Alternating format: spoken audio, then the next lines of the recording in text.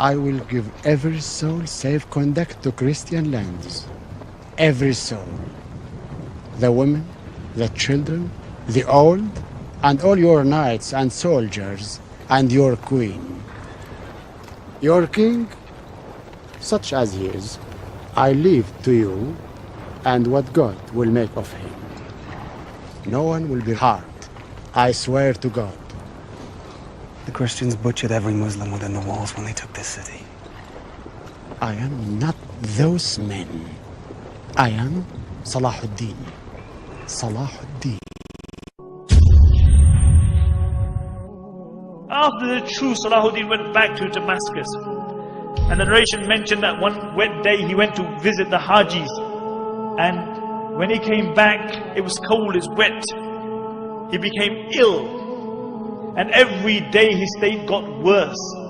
And Al-Imad mentioned, I was with Salahuddin when he was ill. He says, by Allah, every time Salahuddin became more ill, it was as though his trust in the rahmah of Allah just increased. He said the weaker his body got, the stronger his trust in Allah became. And even in that state, Salahuddin couldn't go to the masjid anymore. But he insisted on praying salah with jama'ah, and they would bring an imam, they would help him up, and he would pray salah in jama'ah. On the 9th day, Salahuddin became unconscious, and Shaykh Jafar mentions that I was reciting the Quran by his bed, and when I reached the verses, Wallahu la ilaha illahu alimul ghaybi wa shahada, He is Allah and no Lord besides Him, the knower of the unseen. He said Salahuddin had been unconscious for a while, and I heard a faint voice saying, Sahih, you have spoken the truth. And he mentioned, for 3 days I recited the Quran by the bed of Salahuddin. And he said, on the final day when he passed away, I reached the verse, La ilaha illahu alayhi tawakkaltu. There is no God but Allah, and upon Him I trust. And I saw Salahuddin's face become radiant, and he recited the Shahada, and he left this dunya. And Ibn Shaddad mentioned that this was the greatest calamity to befall the Muslims since the demise of the Khulafai Rashidun. Ibn Shaddad mentions that many times I had heard the saying that I wish I could die on his place. And I always thought that this was an exaggeration. But he said, I realized the reality of that statement when Salahuddin passed away. He said, I wish I could have died on the place of Salahuddin. And Abdul Latif, the famous physician, says that he was mourned like a prophet because everybody loved him. The good loved him, the bad loved him, the Muslims loved him, the non-Muslims loved him. Everybody loved Salahuddin. And what did this king leave behind him? King of Egypt, king of Syria, Lebanon, Yemen. What did he leave behind him? He left 1 dinar and 47 dirhams, some armor and a horse. This is all he left behind him. They had to borrow money for his janazah. But I'll tell you what he left behind him. He left a legacy behind him. He left a legacy behind him. And this is why we are gathered here today. He passed away at the time of Fajr, and after Dhuhr they brought his body out. And the narrations mention that people screamed and cried as though the whole dunya had just become one place. And many people, when they saw his dead body, they couldn't believe it. They became unconscious.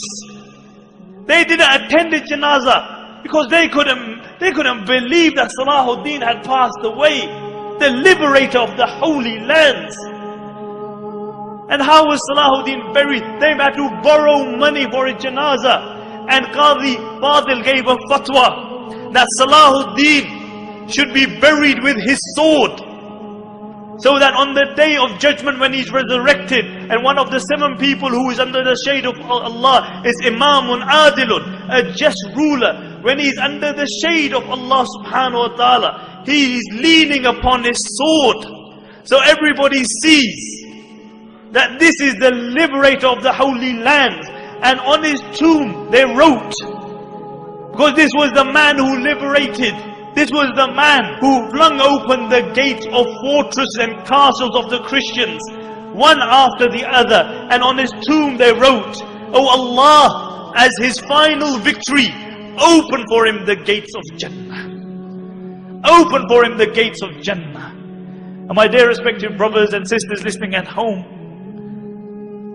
Salahuddin is one of the greatest heroes of Islam. And this is why we have gathered here to remember this. But the problem with many Muslims has become today, or with all Muslims, is that we live off our legacy. As a poet says, he said the Muslims come to the grave of Salahuddin and they come again and again. And what do? They stand by the grave of Salahuddin and they say, Qum ya Salahuddin, Qum. Oh Salahuddin, stand. Stand up, oh Salahuddin. We need you. Can't you see what's happening in Iraq? Can't you see what's happening in Afghanistan? Can't you see the supine, spineless leaders that we have? Oh Salahuddin, we need you to liberate the holy lands. The poet says they come and they say, Qum ya Salahuddin, Qum. Hatta ishtaka marqaduhu min hawli al-afuna. He says, they come to his grave and they say, oh Salahuddin, stand, stand. Until his grave began to complain about the stench around it. And the poet says, Kam mar'atan fil aami tuqidunahu. كم مرعة على الجدار الجبن تجلدونه أيطلب الأحياء من أمواتهم معونة. He said, how many times in the year are you going to wake Salahuddin up? He said, how many times are you going to whip Salahuddin for your own cowardice?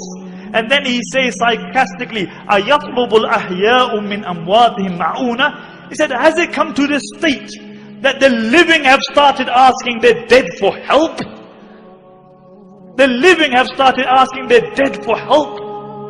Nobody aspires to be a Salahuddin. Nobody tries to be a Umar ibn Khattab or Abu Dhar or Abu Bakr radiallahu anhum or a Khadija or a Fatima. Nobody aspires to be like them. We live off our legacy. We remember these people, but none of us aspire to be like them. We can't be cowardice because we believe in a hereafter. You can't celebrate the life of Salahuddin and Umar ibn Khattab and then be cowardice yourself.